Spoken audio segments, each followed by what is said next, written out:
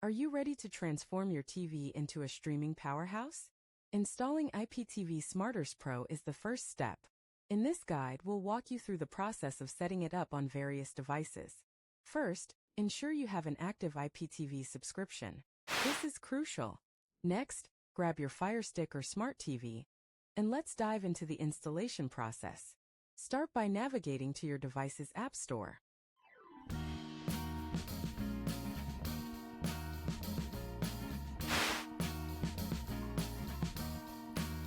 I am waiting for a bus at the end of the night, under street lamp,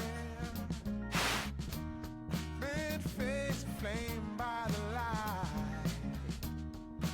For Fire Stick, go to the search bar and type IPTV Smarters Pro. Hit download, and once it's installed, open the app. When you first launch the app, you'll see an option to add new user. Click that and enter your username and password provided by your IPTV service. Make sure they're correct to avoid logging issues. Now let's talk about the features. IPTV Smarters Pro not only supports live TV but also video on demand, catch-up TV, and more.